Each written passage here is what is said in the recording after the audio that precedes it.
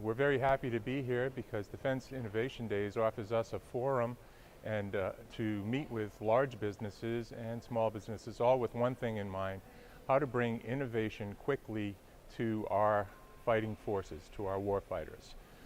This year, what we've chosen to do to demonstrate our concept of what an information advantage can bring to command decision makers is to demonstrate with another small company, Propel Incorporated, about how their sensor mesh technology in clothing can assist warfighters in very pressing and tangible situations. In this instance, what we've chosen to demonstrate is a fire on board a submarine and how sensor mesh technology worn by firefighters could infuse the battle situation with better awareness and better knowledge about how to quell the fire quickly with fewer people.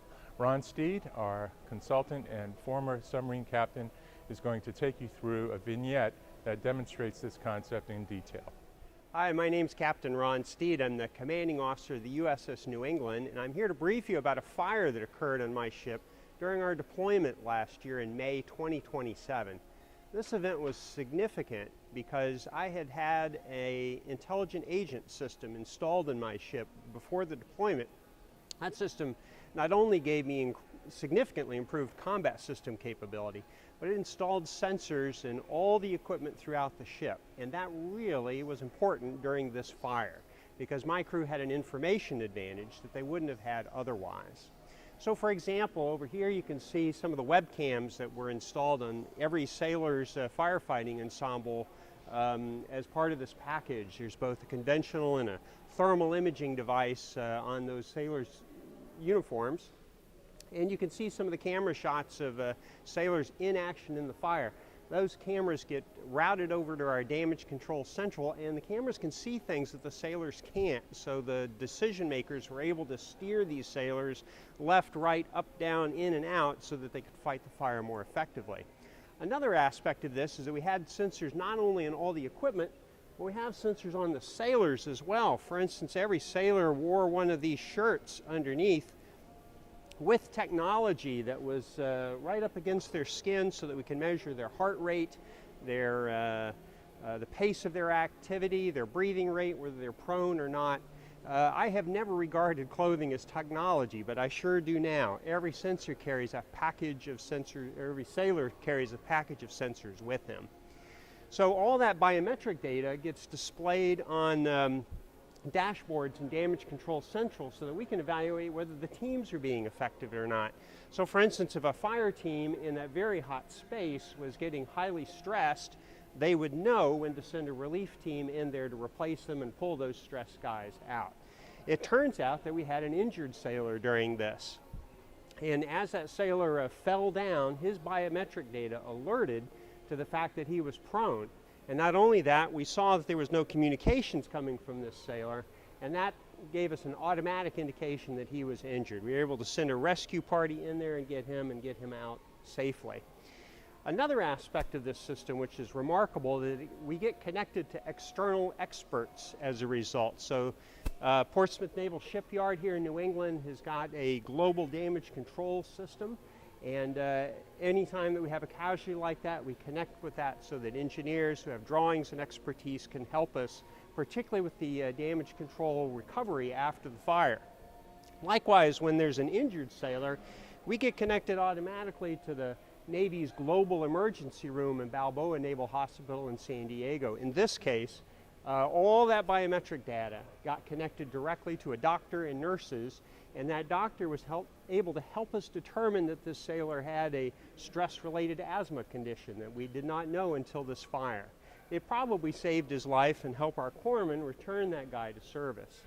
The bottom line was that I was able to get my ship back on mission within 24 hours, all the collateral damage to the equipment repaired or at least made operational within 36 hours. The sailor was able to stay with us. I think before with a legacy system I would have had to pull back into port. That's the kind of power of information advantage that I would never have had before.